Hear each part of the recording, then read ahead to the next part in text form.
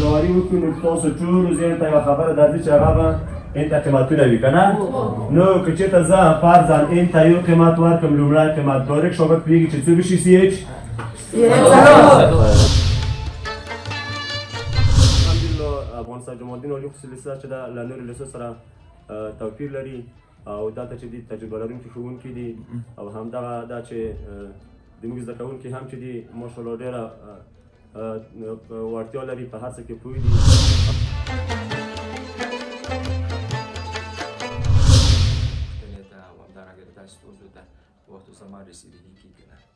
الحمدلله موږ له پوهنې ریاست سره د پوهنې له ټولو ارګانونو سره نیک روابط ساتلي دي د هغوی مشورې د هغوی غوښتنې وخت په وخت اورېدلې دي هغو ته لبیک ویلی ده او د هغوی مشورې دي چې موږ یې تر دې حده پورې رارسولی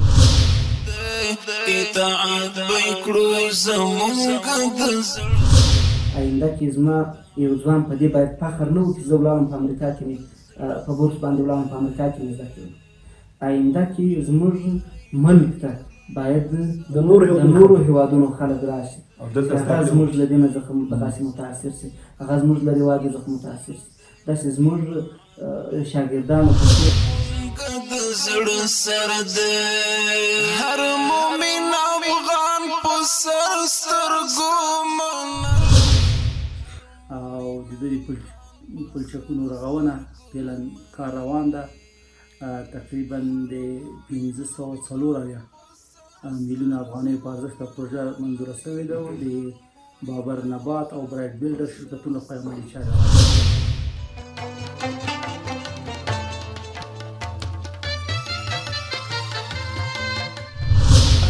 خصوصي لیسه د میدان وردګ ولایت په مرکز میدان ښار کې په 1996 کال کې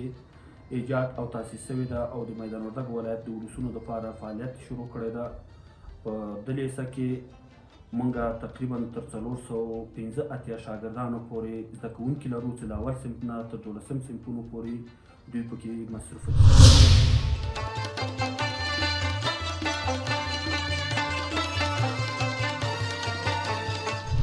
کوسنج الفا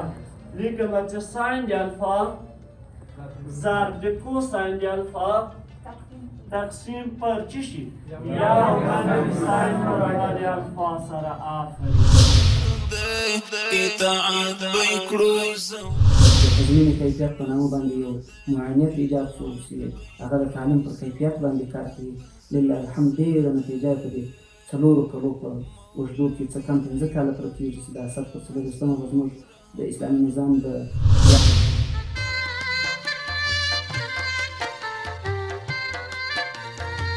موږ ته چې موټر راسي اولې پایپاکونه خطا کوو بیا پکې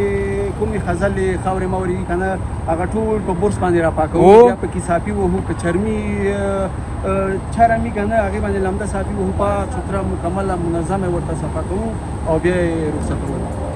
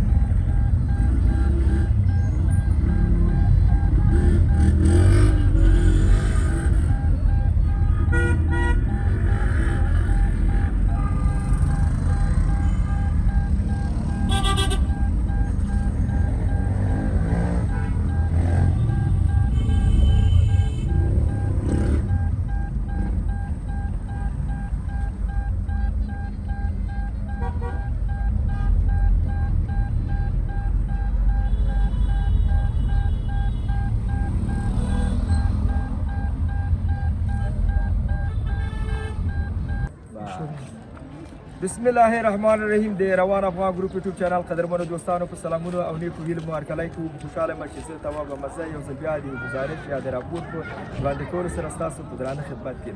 قدرمنو دوستانو د میدان وردګ ولایت په مرکز میدان ښار کې یم او غواړم تاسې قدرمنو دوستانو ته یو ښکلی گزارش وړاندې کړم. مخکې له دې نه چې تاسې ټول گزارش وګورئ، په شروع کې غواړم تاسې قدرمنو دوستانو ته د افغان سید جمال الدین علي لیسه در وښیم، کوم چې په دغه ولایت کې د یو ښه نوم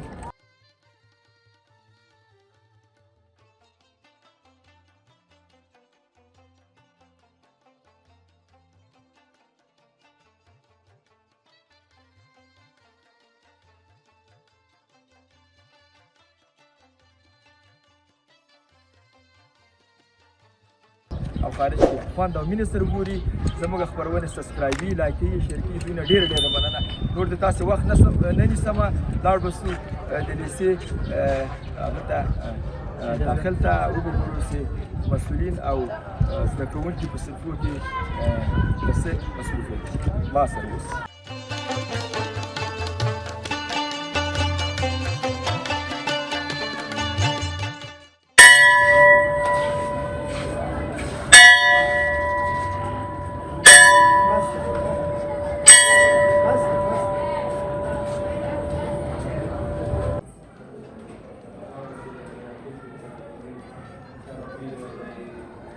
د نوم دې چی ده؟ انعام الله.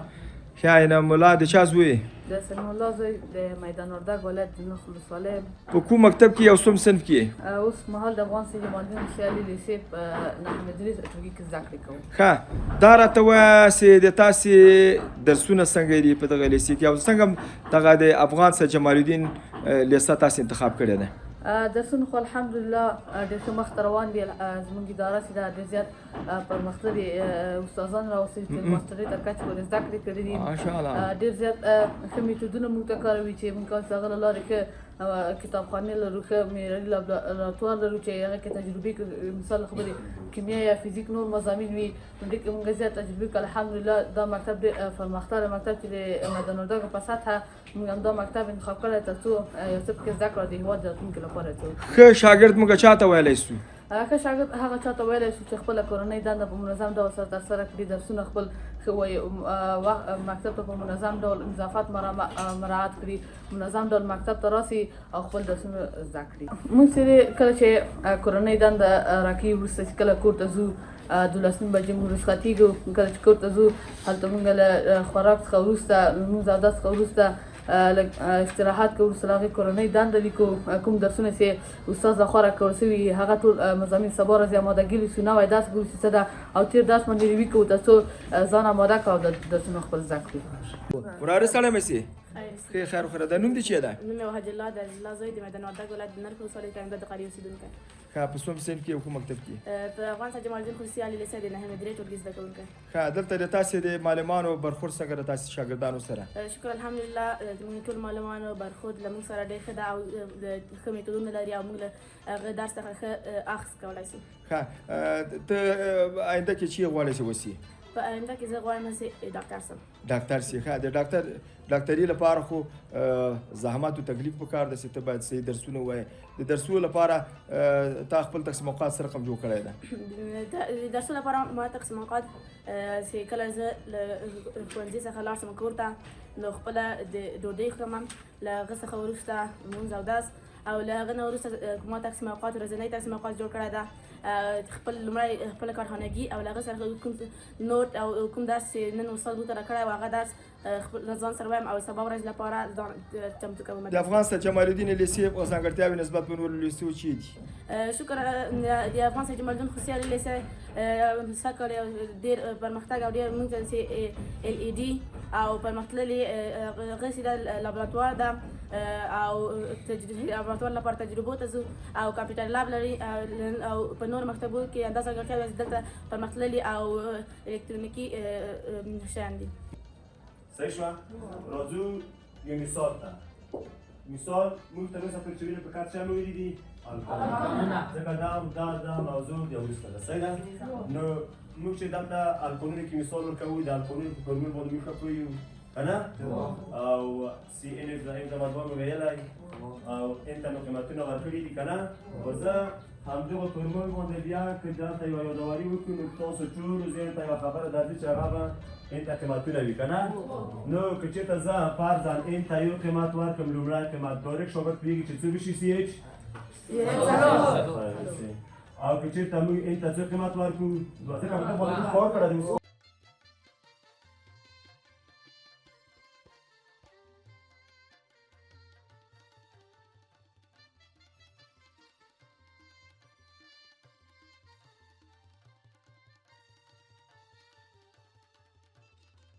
ته مهرباني وکړه ځان لیدونکو ته وپېژنه. نوم مې حسن الله دی، تخلص مې درمل دی، د میدان وردګ ولایت د جلګې د ولسوالۍ اوسېدونکی یم او د کندهار پوهنتون د ښوونې او روزنې پوهنځی د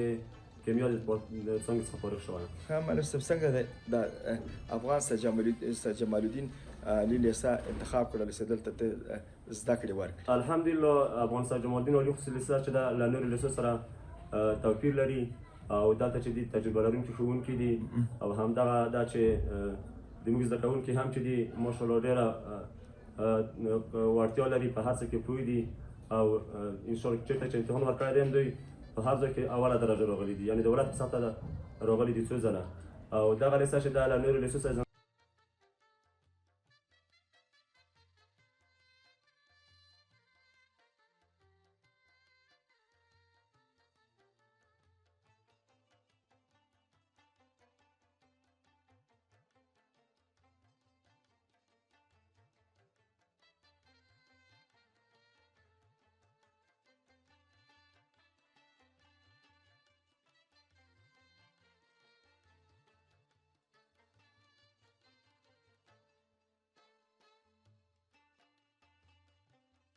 هیوادوالو ته خصوصا هغه هیوادوال چې علاقه لري چې د تاسې لیسې کې خپل ماشومان یا خپل اولادونه دلته هغه کې شامل کړي او دلته زده کړې وکړي، هغو ته پیغام چې پیغام یې دا دی ټولو هیوادوالو ته چې که څوک امکانات لري یعنې په وس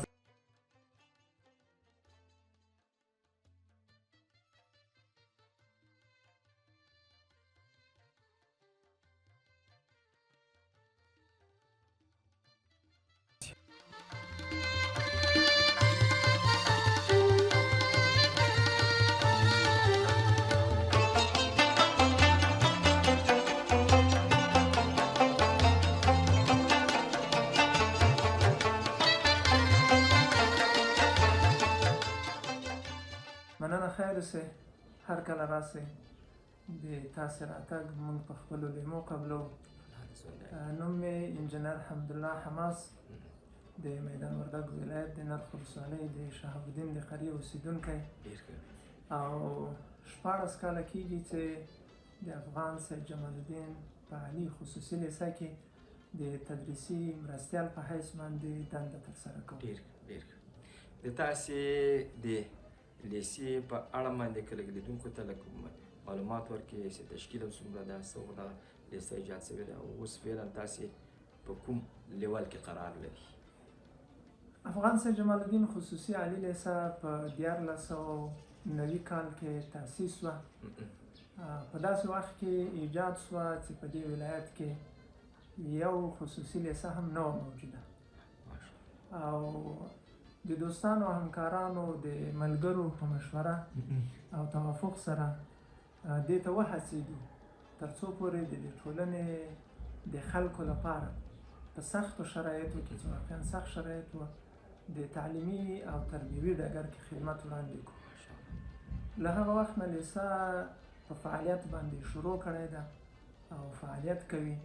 تر اوسه پورې لیسې 15 دورې د 12 فارغان ورکړي دي چې الحمدلله په پوهنتونونو کې ښو لوړو نمرو په اخیستو سره ښو پوهنځیو ته کامیاب شوي دي او له هغه جنه چې موږ ته کوم پیغام راغلی ده بیرته نو ښې خاطرې یې پرېښي دي خلکو ته او ښه په استعداد سره یې هغه پوهنځی تر پایه پورې رسولې ده. ډېر ښه. انجینر صاحب د تاسې د لیسې ځانګړتیاوې نسبت په نورو لیسو چې دي او تاسې د شاګردانو د ښه تدریس لپاره کوم امکانات او زمینې دلته مساعدې کړي دي؟ د لیسې د کامیابۍ راز په لومړي سر کې د ادارې ده چې ادارې دا په دې توانېدلې ده چې د لیسې تدریسي او تربیوي چارې په ښه شکل سره مدیریت کړي. د ښو او با تجربه او مسلکي ښوونکو استخدام ده چې موږ سره یې د شاګردانو په ښه روزنه کې پوره ونډه اخیستې ده او پوره برخه یې اخیستې ده. د لیسې د ادارې لخوا نه د زده کوونکو هغه کومې ستونزې او مشکلات چې لري د هغو په درک سره یې تقویتي برنامې ورته ایجاد کړي دي تر څو دوی هغه ستونزې چې په مخکې صنفونو کې درلودې هغه رفع سي او د خپل صنف معیار ته برابر سي تر څو پورې دوی د پرمختګ لپاره یو حرکت ته آماده وي. نو دغه د لیسې د کامیابۍ یو راز بولم. ډېر ښه ډېر ښه. فعلا د تاسې د لیسې لاسته راوړنې چیرې دي؟ الحمدلله دلته په لیسه کې موږ دغه فارغان چې ورکړي دي ښو پوهنځیو ته یې لار پیدا کړې ده. دا د موږ یوه غټه لاسته راوړنه ده او اخرنۍ نتیجه هم د موږ تر همدې پورې ده د مکتب چې موږ ټولنې ته داسې ځوانان داسې کدرونه وړاندې کړو چې هغه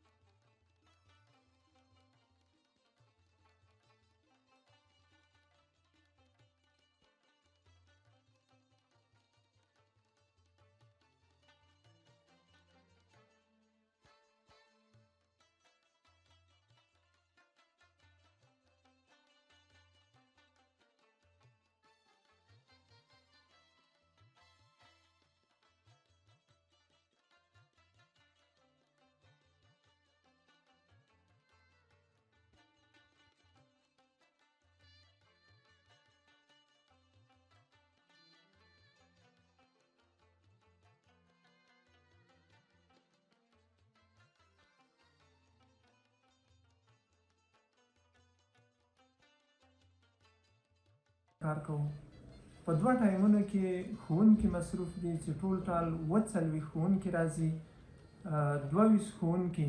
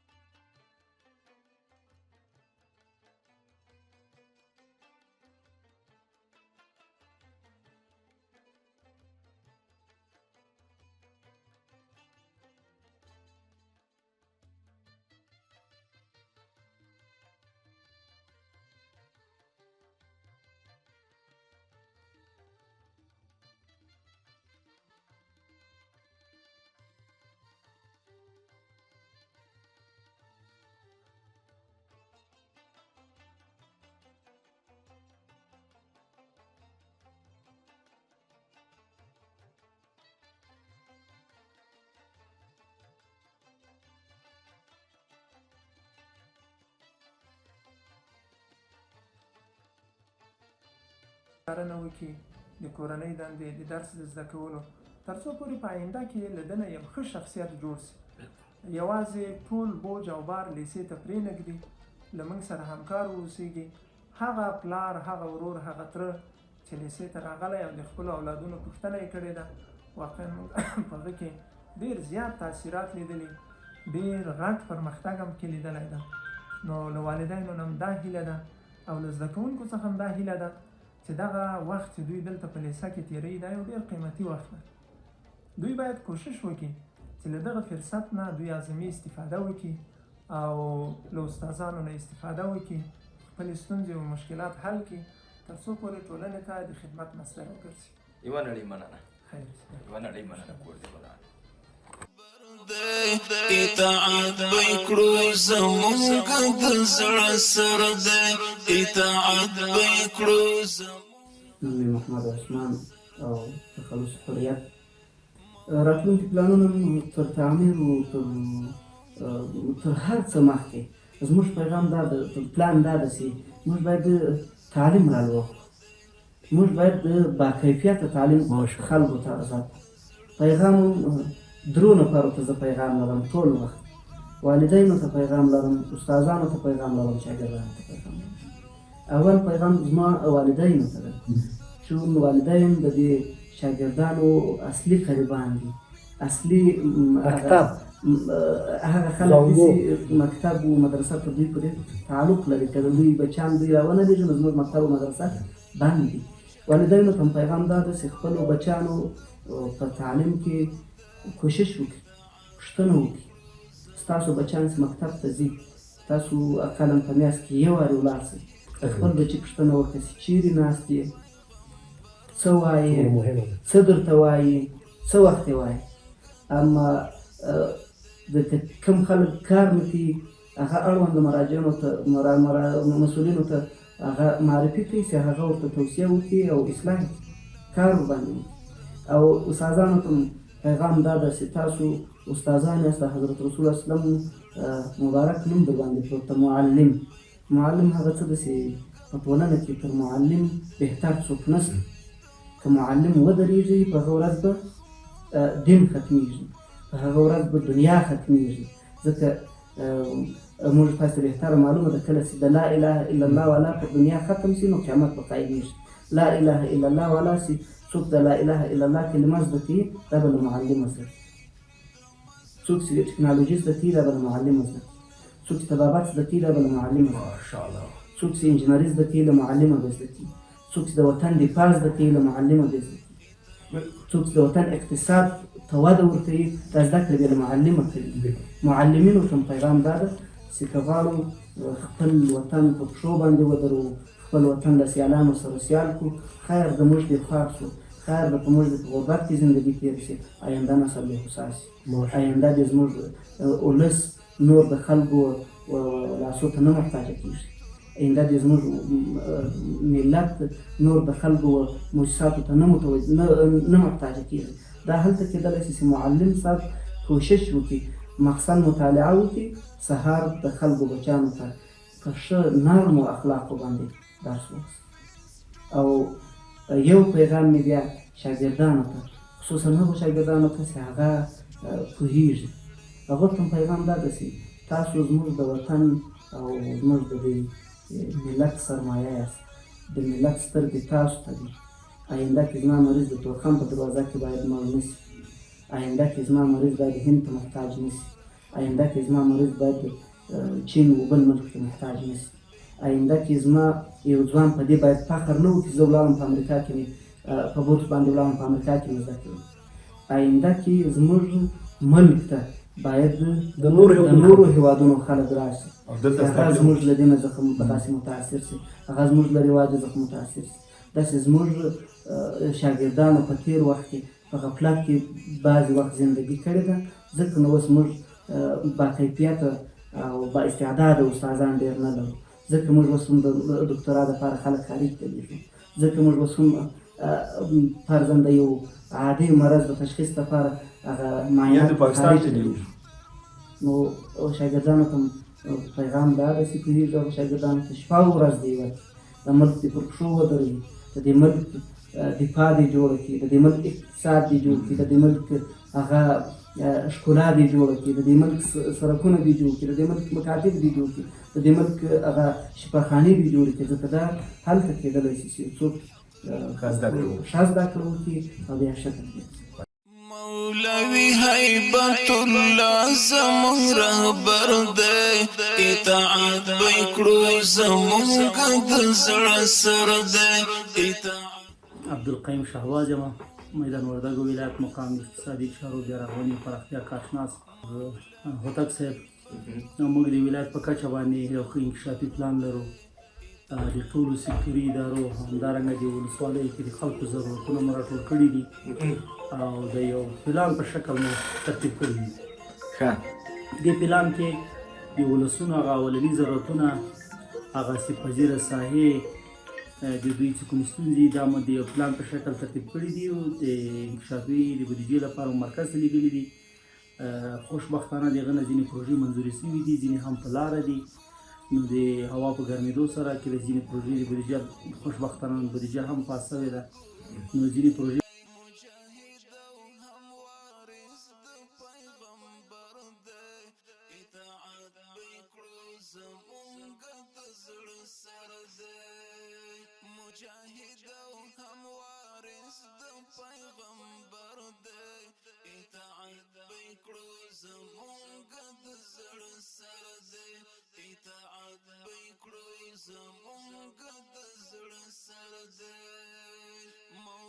پروژې چې کارونه یې تقریبا د 2 پروژو شروع شوي دي او د یو هم کېدای شي راتلونکي څو ورځو کې رسماً افتتاح شي، چې یو هم د کابل بامیان عمومي شاهراه ده، 25 کیلومترو په اندازه اوږدوالی لري او د دوی د پلچکونو رغونه فعلا کار روان ده. تقریبا د 540 میلیونه افغانیو په ارزښت پروژه منظوره شوې ده او د بابر نبات او برایټ بیلډر شرکتونو لخوا عملي چارې روانې دي. د دې ترڅنګ د جلریز ولسوالۍ ته د 2.6 کیلومتره سړک د رغونو چارې هم روانې دي چې تېره هفته تاسې به رسنیو کې اورېدلي. د ولایت رهبري والي صاحب ورغلی و، د والي صاحب لخوا نه سړک افتتاح شو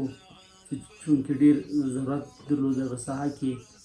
او همدارنګه هلته سیلانیانو لپاره او د سیاحتونو لپاره یوه ښه دره ده. هلته تقریبا د 88 میلیونه افغانیو په ارزښت د پروژې کارونه عملا شروع دي. د دې ترڅنګ چې یوه بله ډېره لویه پروژه ده د پلن ابتدایي چارې، هغه کټینګ او پیلنګ چارې، ابتدایي کارونه د کمپ جوړول روان دي. د چک او د امیرداد ولسوالۍ د غځېدلی سړک چې د څو کلونو هلې ځلې د ولایت رهبرۍ د هلو ځلو نه وروسته خوشبختانه له مرکز نه منظور شوی ده. 80 کیلومتره سړک اوږدوالی لري، 2 میلیارده او 40 میلیونه افغانۍ بودیجه راځي او د هیواد فردوس شرکت لخوا به یې له خیره کارونه روان دي. آینده پلانونه د ولایت چی دي؟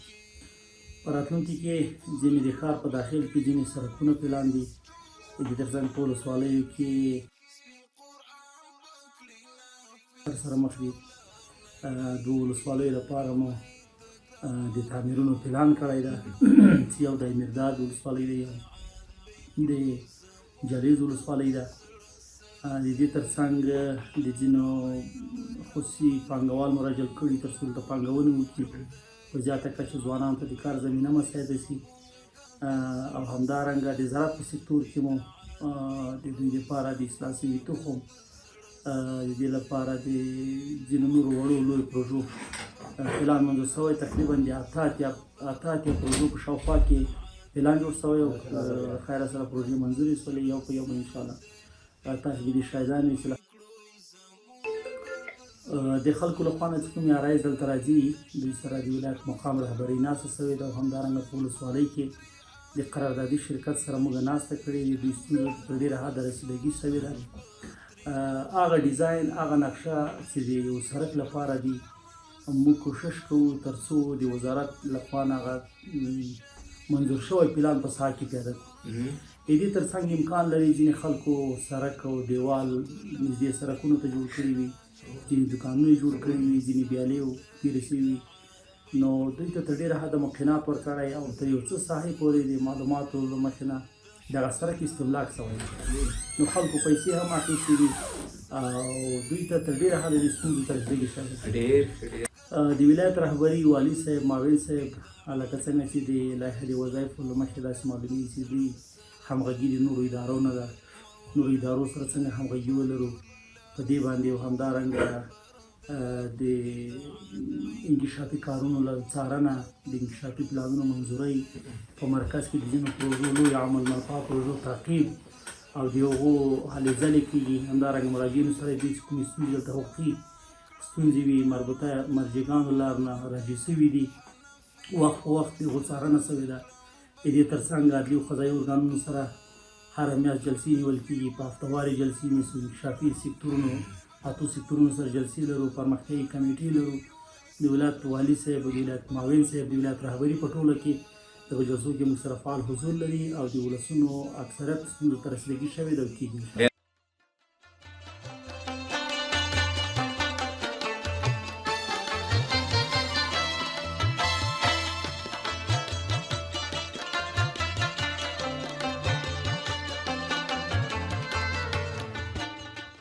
ساین دی الفا سره کوساین دی الفا سره ضرب دی کوتانجت دی الفا په ځای کې باید دبا چې کوساین تقسیم پر چی شي ساین دلته زاویه صرف دوګونه تغییر دی الته الفا دلته چی شي چې دا د فرق پکې نشته ضرب دی کوساین دی الفا تقسیم پر چی شي ساین دی الفا فرق ټول مخرج څومره ده یو منفي ساین مربع دی الفا. اوس شابه چې دقت وکړئ کوم شیان چې دلته خلاصیږي سره اختصار یې کوي دغه ساین دی الفا دی دغه ساین دی الفا سره اختصار صحیح کوساین دی الفا دی دغه کوساین دی الفا سره اختصار پاتې څه شی سو ساین دی الفا کوساین دی الفا لیکم چې ساین دی الفا ضرب د کوساین دی الفا تقسیم پر چی شي یو منفي ساین مربع دی الفا سره. آفرین. سیف الدین عالمي یم د میدان وردګ ولایت د مرکز اوسیدونکی د حضرت عاصم خوسی علی لیسې مؤسس. حضرت عاصم خوسی علی لیسه د میدان وردګ ولایت په مرکز میدان ښار کې په 1996 کال کې ایجاد او تاسیس شوې ده او د میدان وردګ ولایت د ولسونو دپاره فعالیت شروع کړی ده. په دې لیسه کې مونږ تقریبا تر 485 شاګردانو پورې زده کوونکي لرو چې له اول صنف نه تر 12 صنفونو پورې دوی پکې مصروفه دي. نو که اوس موږ دغه سالم رقابتونو ته وګورو یوه لیسه د بلې لیسې سره کوشش په دې باندې کوي چې د شاګردانو یا د زده کوونکو دپاره سهولتونه مهیا کړي او برابر کړي. چې موږ په دلته په حضرت عاصم خوسی علی لیسه کې مجهز کمپیوټر لب کتابخانه او لابراتوار ورته لرو. بعضې آموزشي پروګرامونه بعضې کورسونه د دې لپاره لرو. تقویتي درسونه موږ د اول صنف نه تر 12 صنف پورې تقویتي لرو تر 6 صنف پورې چې موږ د املا او د انشا په برخه کې ورته کار کوو د انګلیسي په برخه کې ورته کار کوو د کمپیوټر په برخه او ریاضي په برخه کار کوو. له اووم نه تر 12 صنف پورې چې تقویتي درسونه موږ دې لپاره وایي چې دوی کانکور دپاره موږ اماده کوو چې کله عمومیت درس په ریاضي فزیک کیمیا کې چې ورته لوستل کېږي هغه موږ په عمومي شکل باندې چې د مختلفو صنفو شاګردان به یو ځای سره او په یو ساعت کې سر بناست وي. نو دغه لاسته راوړنې خلاقیت او نوآوریانې د موږ دي چې په دې لیسه کې د زده کوونکو دپاره یې پلي کوو. که موږ وګورو چې دولتي مکاتبو نصاب او د خصوصي مکاتبو نصاب کوم تفاوت نه لري. د وزارت معارف له ادرسه که موږ وګورو صرف یو هدف دا ده چې خصوصي مکاتب کله چې استادان استخداموي یو خو د رشتې په اساس باندې وي بل په معیار باندې دا کسان دلته ګماري بل موږ هڅه کوشش دا کوو چې کله استادانو ته معاش ورکوو د معاش په هدف د موږ دا شی چې استاد باید په لیسه کې پوره حاضري باید ورکړي. په دولتي مکاتبو کې د دولت د بودیجې د کمښت له امله بعضې وخت د تشکیلاتو د کمښت له امله بعضې وخت کې د ادارې د پروسې د طی مراحل چې وخت او ځنډنه کېږي نو یو سختګي رامنځته کېږي. نو په خصوصي مکاتبو کې بودیجه هم خپله ده استاد استخدامېدم خپله دي نوآوري او خلاقیت هم خپله ده. نو دې په خاطر باندې موږ هڅه او کوشش کوو چې تفاوت موږ ولرو تر څو پورې دا خلک باوري شي په موږ باندې او دا خپل اولاد. نو موږ د کال په جریان کې هغه د خپل د تقسیم اوقات مهالویش په اساس باندې مختلف شاګردان چې موږ سید علمي دپاره چې مرکز کابل دپاره او د خپل د ولایت د مختلفو تاریخي ځایونو ته چې موږ دوی لیږو بعضې مکاتبو سره خصوصي مکاتبو سره موږ تفاهمنامې لاسلیک کړي. د همغه تفاهمنامې د هغوی شاګردان زده کوونکي دلته د موږ لیسو ته راځي او د موږ شاګردان دې د هغه لیسو نه لیدنه کوي. ډېر ښه. د ریاست معارف او د وزارت معارف لخوا څومره تاسو باندې توجه ده؟ آیا دلته تاسو ته بعضې امکانات او سهولتونه برابري کړه؟ موږ دلته په میدان وردګ ولایت کې چې د موږ اداره چې په راس کې د پوهنې ریاست ده او د دې چتر لاندې دلته موږ کار کوو. وخت په وخت باندې کومې ستونزې مشکلات چې وي دا په شریک او په مشارکت ډول باندې سره شریکوو تر څو پورې دغه ستونزو ته د حل لاره په مشترک ډول سره پیدا کړو. موږ وړاندیزونو پیشنهادونو سره موږ په مجموع کې ټول خصوصي مکاتب په شمول د حضرت عاصم خوسی علی لیسې خپل دایمي ځایونه نه لرو. که دایمي ځایونه دې لپاره ولرو مناسب نه وي دې لپاره نو د مناسبوالي په خاطر باندې لږ پراخه ځای دپاره چې په هغه کې موږ د صنفونو ښه ترتیب وکړو د حال د ترتیب ورته وکولی شو د مسجد ترتیب ورته وکولی شو د تفریحي ځایونو ترتیب د ښه کتابخانو کمپیوټر دپاره مثلا ترتیبات وکړو موږ پیشنهادونه وړاندیزونه لرو معرف ریاست ته چې په دغه برخه کې د کاروالۍ له طریقه د ولایت د مقام له طریقه موږ ته که ځمکه راکړل سي موږ به په هغه معیار سره چې د معرف غوښتنه ده د په همغه اساس به موږ دغه صنفونه او دا سهولتونه به د زده کوونکو دپاره برابر کړو ولې د موږ هدف دا ده چې د نن ورځ دپاره کار نه کړو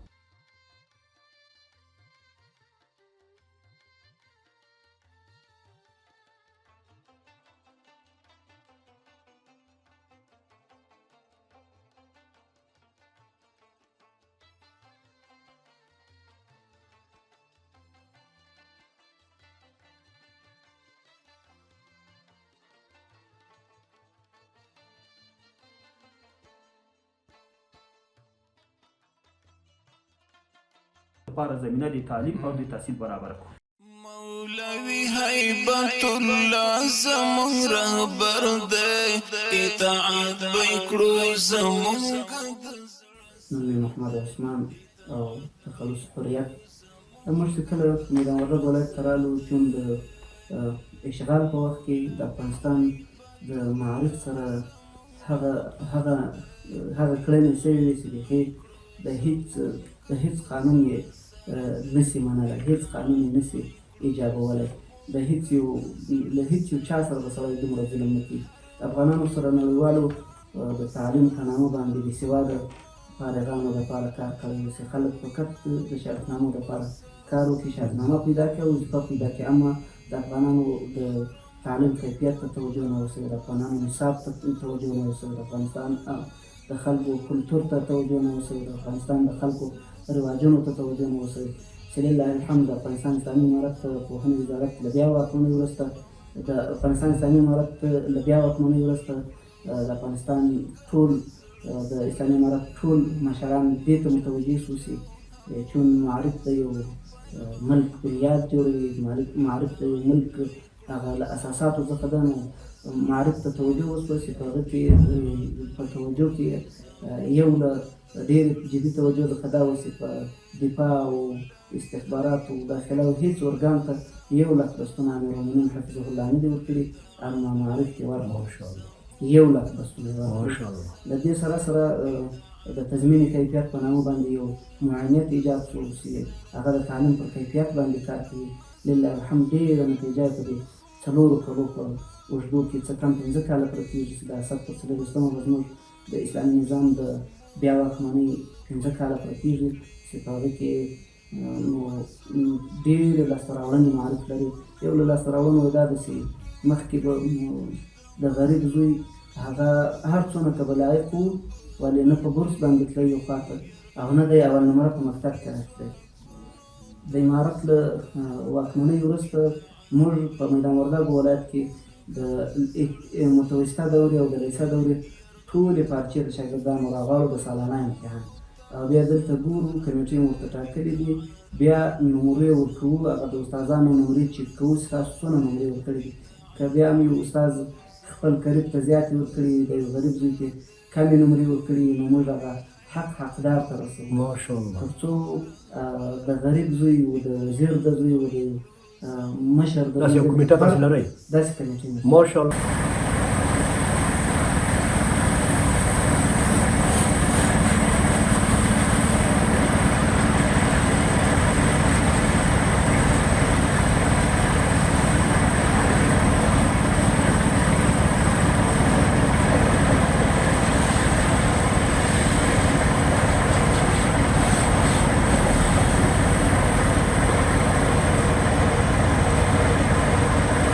السلام علیکم سړی مسیح وعلیکم سلام ښه خیر خو د قراري ده والله شکر د ښې نوم دې چی ده نوم مې ذبیح الله ده د کوم ځای ذبیح الله د کابل ولسوالۍ موسهي ښه همدا اوس موږ تاسې په کوم ادرس کې یو چیرته یو میدان شهر کې کومه هغه د موټر شوي ده موټر شوي قالین شوي صفا میدان شهر ښه څنګه دي کارونه والله ښه دي شکر ده ښه دي بس په دې حال به شکر باسو یعنې دغه شاګردان او تاسې چې دلته د خلیفه په صفت باندې دلته کاروبار کوئ د تاسې خرچه مرچه کې راوځي یا نه شکر ده الحمدلله دلته دونه مې کاریګر دي را سره یو ځای یم پکې نو د دوم کار کېږي د موږ هم کار کېږي د تاسې موټر شویانو کاروبار جوړ ده که نه څنګه د سیمې خلک یعنې د میدان وردګو خلک او د شاوخوا ولایتو خلک دلته د موټرو د مینځلو لپاره دلته تاسو ته راځي مراجعه کوي که خلک بخیلان دي؟ نه راځي د دې خلک ډېر ښه خلک دي مصرفونه کوي او موټر ښه ساتي موټر مینځي هم یې غوړوي هم یې مینځي او هم سپری وهي نو خرچې کوي خو بس هسې کوم دانه یي که نه د موټر مینځل ضرور دي هو د موټر مینځل په دې ضرور دي چې هم زنګ نه وهي او صفا سوتري او بل صفایي د ایمان جز ده آفرین ښه دلته د تاسې دغه د پرې مینځلو قانون چیه ده څه رقم دا مینځل کوي دا ما موټر درته راوستی چې پکې موږ ته چې موټر راسي اول یې پایپاکونه خطا کوو بیا پکې کومې خځلې خاورې ماورې که نه هغه ټول په برس باندې راپاکوو بیا پکې صافي وهو که چرمي چرمي که نه هغې باندې لمده صافي وهو پاک سوتره مکمله منظمه ورته صفا کوو او بیا یې رخصتوو تاسې څو مرحلې کار کوئ پې اوله مرحله چیرې دومه مرحله چیرې درېمه مرحله چیرې اوله مرحله هم پایپاک ده برس پکې وهو پاک صفایي راجارو کوو بیا ماشین چالانه اوبه پې وهو مکمل اوبه پې وهو پاک سوتره کوو بیا له هغې بعد قف پې وهو چې قف هم ووهه دتي بیا اوبه پې وهو نو اوبو نه بعد دتي که یې غوړوي ورته که نه یې غوړوي دتي اوبه چې پې ووهو دتي باسو موږ دتي بیا یې وچوئ په همدغه کار باندې تاسې څو افغانۍ اخلي د تاسې او د کابل ترمنځ څومره تفاوت او نورو ولایتونو ترمنځ تخفیف او خپلو مشتریانو ته ورکوئ که نه زیاتره خلک وایي چې په 100 روپۍ مینځي خو د 100 چې په 100 روپۍ مینځي مصرف دې زیات